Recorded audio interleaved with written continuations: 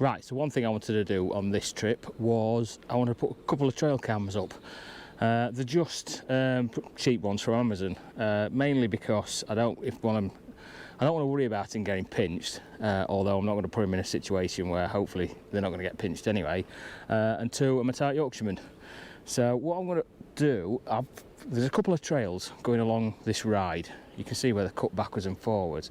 So what I'm going to do is I'm going to put up one of the cameras on here, and then I'm going to put another camera either down the far end of the ground or on the opposite satellite bit that we've got.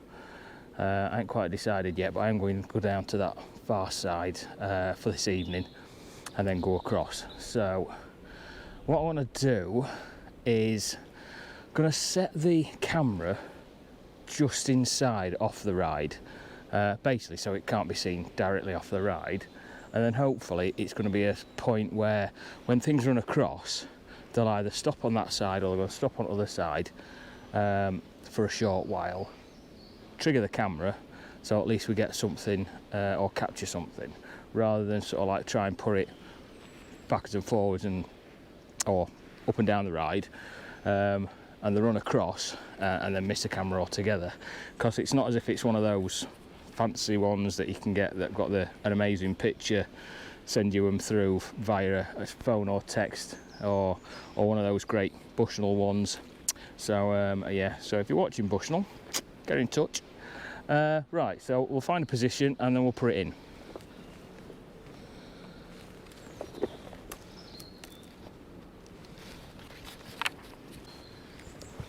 Right, Tal. So put it here, I think so.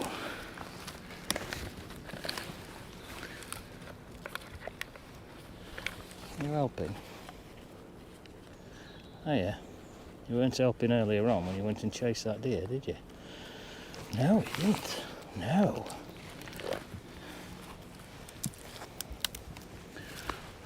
There we go. Right, so where I've got the camera now, it's looking straight down. I can see a route where they're coming through. So hopefully they'll come in there, trigger the camera and walk past it. Or it looks like the trail comes from this side, comes out.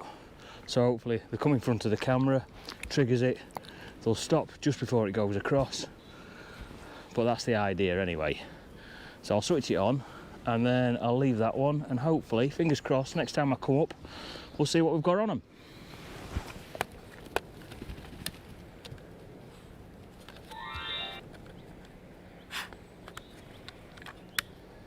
Right, come. Yes, yes, I know. Right, so that one's in. You can just see trail coming through and it goes back into that side. There's a few dotted about up and down this stretch, but it's going to be a month or so before I'm back again, so hopefully there should have been something going across this track. Tal, come on here, come here. Right, off for the next one.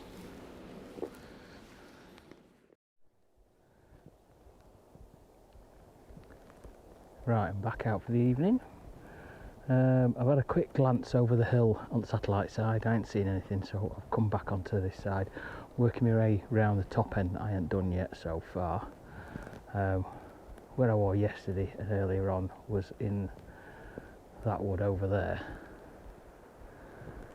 Right, so what I'm going to do, work my way up here, up onto the track, into the wood, and then go through and have a look at the bottom end and go around the corner of that and maybe just do a loop, and then work my way over to the satellite side for this evening. I want to get there about 8, sort of like last hour. It's just, I mean, you never know for definite what's going to happen, but I saw a buck early on out on the grasses and in the reeds, and what I have seen in the past is that usually they come back onto there on an evening, and I've had a couple so far last year, so you never know, might get some of this year. Obviously I could still get some on this bottom end, so it's always worth a look.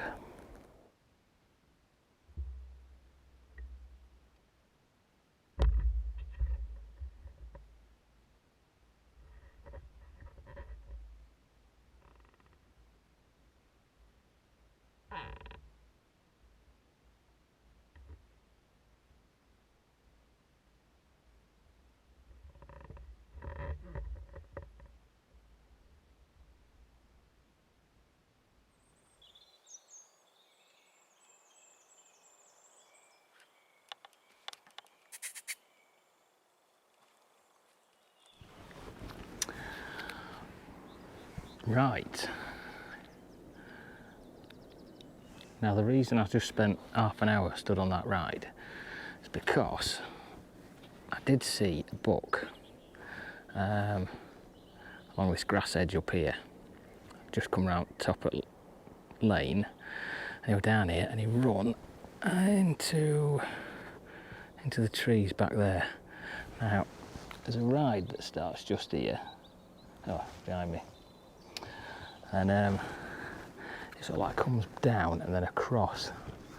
So I was hoping that he might run across it, but he didn't. All that did run across was that fox, and that wasn't hanging about for anybody. So what I've done, basically down to the bottom, loop round, come back up this way, and I thought I'll just have a sitting high seat, 20 minutes or so, half an hour, and then I'm going to go for the last bit on the opposite side where I first saw that buck this morning. Like I say, sometimes I come back out on there on a night and sit on grasses, so I'm going to try that. But I've got another 10 minutes or so here anyway.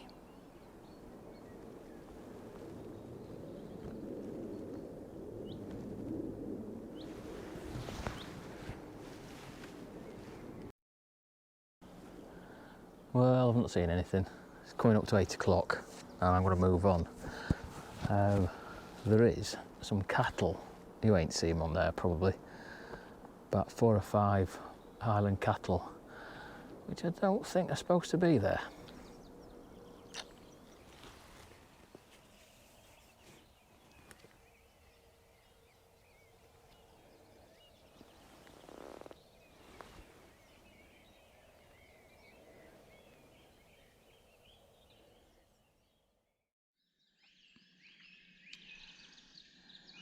Right, it's my last morning. Been out to check the green hump where I saw one going in yesterday morning. Nothing's out. It's a very quiet morning as well. That's why I'm whispering. So I'm just going to work my way up the road, get to the crossroads and wait there for a bit, I think. Still only about 5 past 5 or something like that.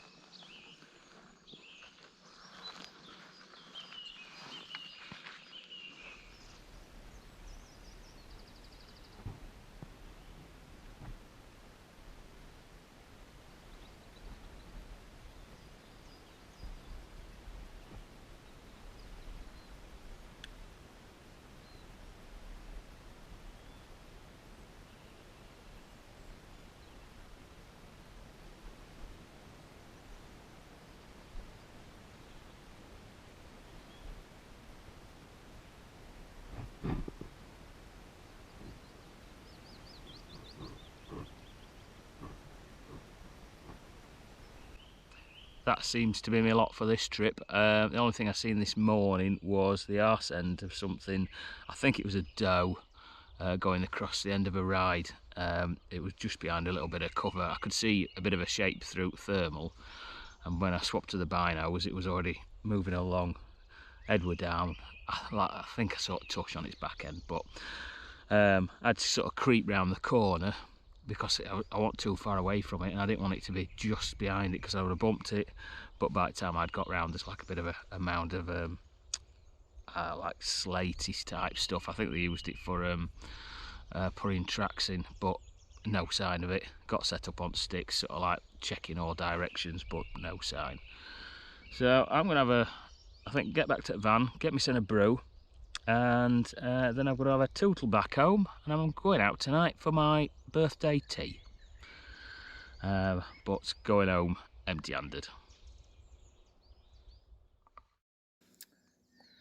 Right, so how these things always seem to happen. That last bit of footage I was doing, I just sat down, I was just about to walk back to the van. Let's look at the camera. And I got a text off the guy, John, who runs this bit of ground. And he says, can you go and have a look how many cattle that were on this clear fell here, and also if you could take a photo. So I thought, fair enough then.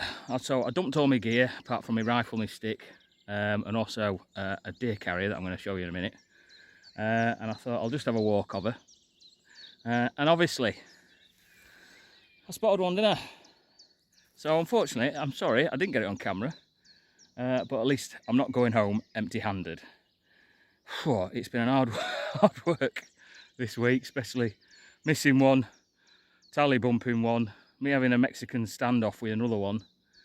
And I think I've seen maybe one or two more, and definitely another one, another youngster as well.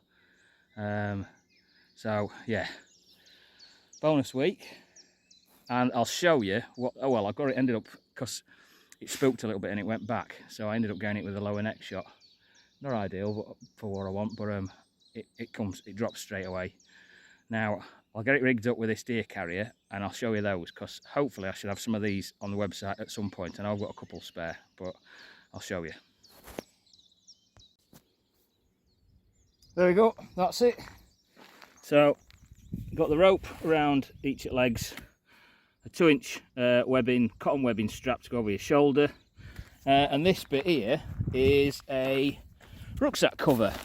So all I've done with the rucksack cover is I've added, I can see it there, so just a toggle and a bit of shot cord there, stitched it onto it so you can wrap it around the centre and everything stays inside and you don't get blathered up with get blathered up with blood when you're carrying it out.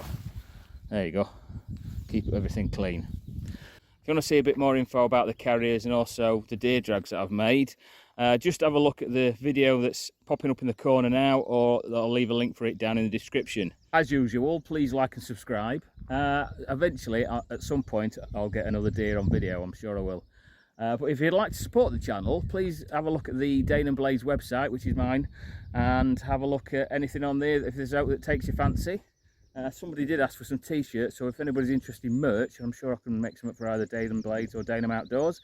I'm not bothered about being out getting sort of like subscribers or Patreon type things. I'd rather, if you're going to support us, if you can buy some off us, it'll be a lot more helpful. So other than that, guys, thank you very much, and I'll see you at some point in the future, hopefully with a deer on film. I'll see you later.